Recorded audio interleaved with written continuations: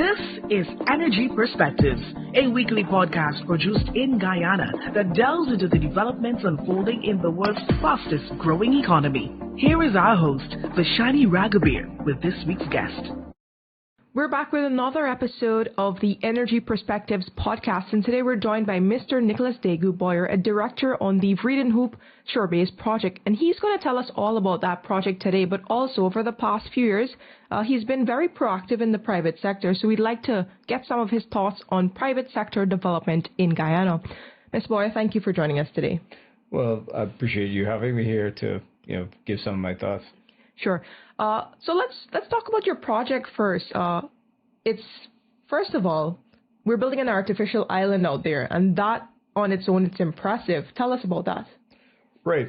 So when my partners and I got together and we acquired the lease in about 2020, one of the key things that drove us is that we looked at the marine infrastructure in Guyana, and we realized that the way the Demerara shipping channel runs, it comes in towards the mouth of the Demerara and then kind of takes a turn and then comes to align itself along the east, closer to the east bank.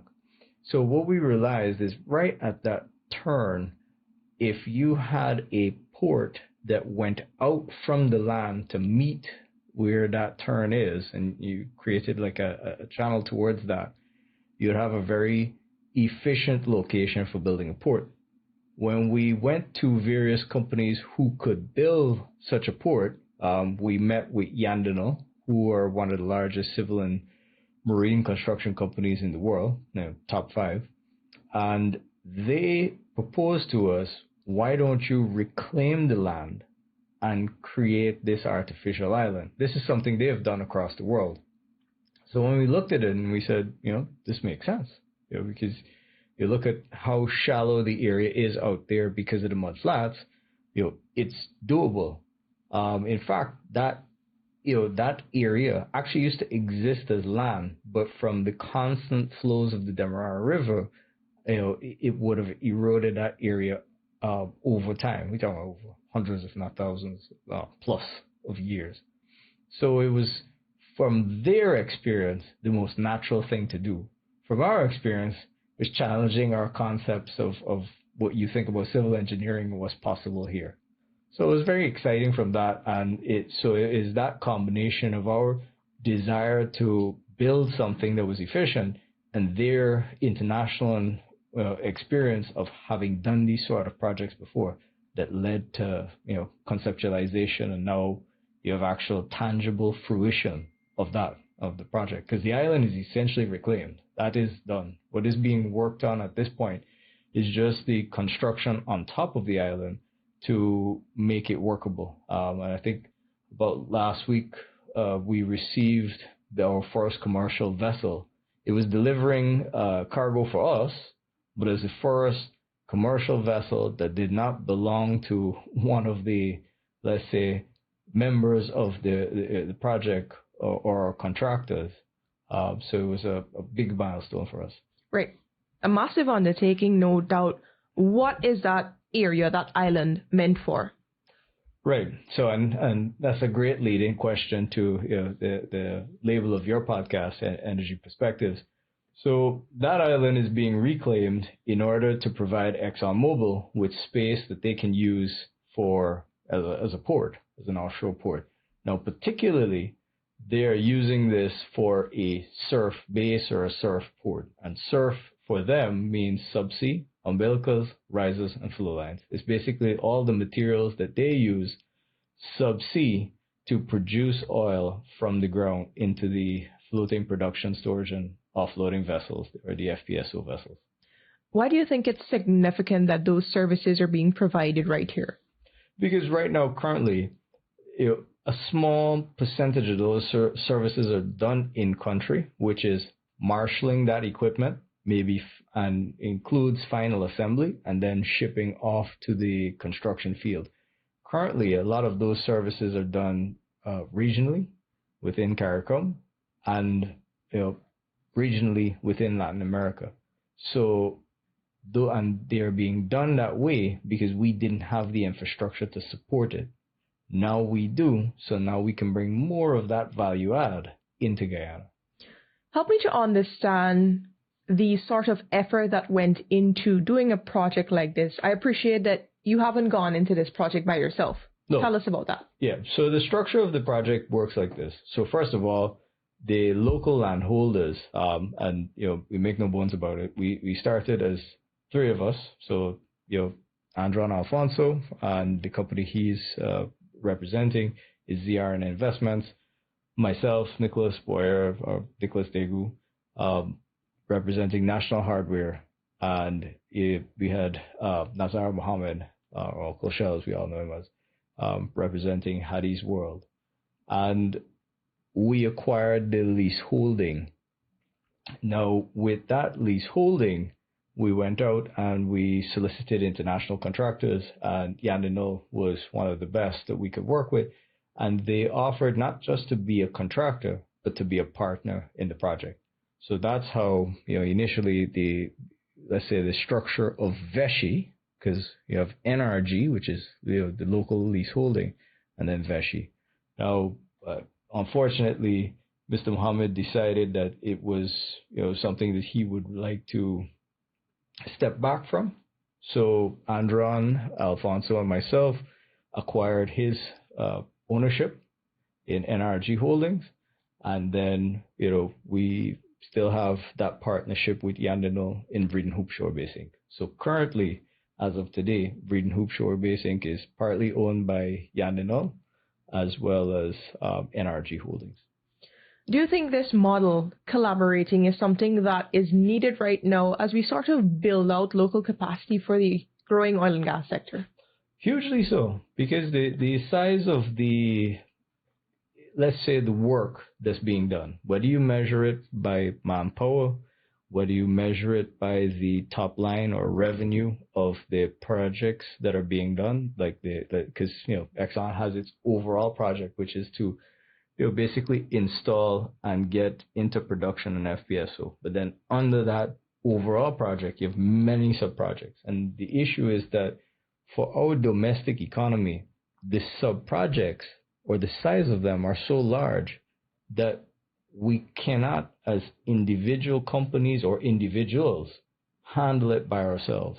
Whether it's the financing, whether it's the manpower, whether it's the project management, whether it's particular skill sets or engineering or things that we may need to. So this is why the president, His Excellency Dr. Ali, has touted the consortium model of working together to try and get Guyanese companies to come together to create scale quickly. Because otherwise, if we were to organically achieve this scale, it would take us at least a decade. So we can skip that decade by working together. There's a huge focus on working together, forging partnerships. But from your experience, can you tell us what are some lessons learned in finding partners, for example? Well, one of the key things I think about finding partners is to make sure that when you get into the partnership, that everybody is aligned in their goals, as well as understanding what their expected contribution to the partnership is. And I think that has been one of having those two principal pieces of foundation have been what has allowed our partnership to flourish. It's myself and Andron, and even when Mr. Mohammed was part of the partnership, we all had a clear alignment of our goals. We had a clear understanding of what we wanted to achieve and what pieces we needed to add. Again, unfortunately, Mr. Mohammed decided to step back from the project and to, relinquish or sell his shares to us. But we had an alignment when we were working together in terms of the principles and the goals we wanted to achieve. And Andron and I today still have that alignment and still have a clear vision in what we want for this base. Yeah. Your project on its own is a huge undertaking for the local private sector. But I want to get your thoughts on private sector development generally. Do you think the private sector is developing in line with the local economy? Yeah, well, if you ask the question that way, it's a little hard for the private sector not to develop in line with the local economy, because the private sector is one of the engines of growth of the local economy. But if I could paraphrase your question to kind of give a response, is that, is the private sector developing in line with what we see as headline growth for the local economy, as well as the expectations of international companies who have come in and are asking for services to be provided to them? The answer is yes. When you go to all the meetings, when you listen to, whether it's ExxonMobil as operator of the Stabroek Block, of course it's a consortium, talk to you about how quickly the private sector developed from the time they outlined that they were going to go into production for Liza Destiny, the first FPSO, to now where they have just commissioned the Payara, or third FPSO.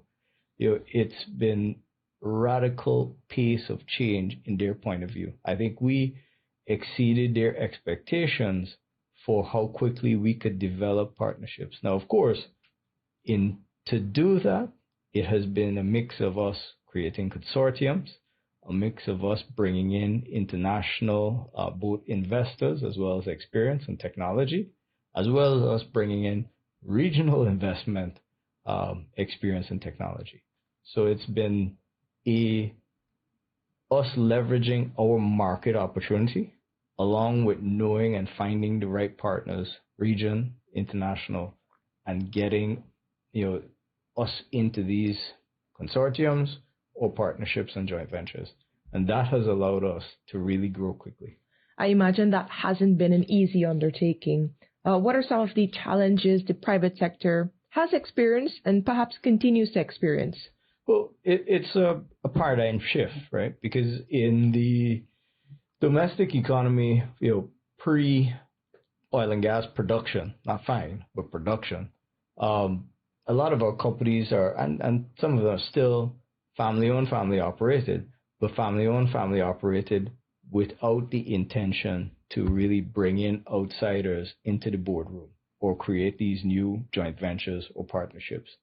And so for us, having that mindset change, as well as being open to submitting ourselves to good corporate governance, because when you're in a family-owned structure, corporate governance is not necessarily the first thing you think about or put in. Usually, the reason you're in such a structure is because you can quickly make decisions and push those decisions through all layers of the organization rapidly. But when you get into partnership, you have to realize that it's not just about yourself and your decisions. You have to sit down and think about decisions that affect your partners as well. And so when you make these decisions, you have to both be transparent and be open to other points of view. And that's where governance and, formal structures like, if you're incorporating and having a board of directors become important.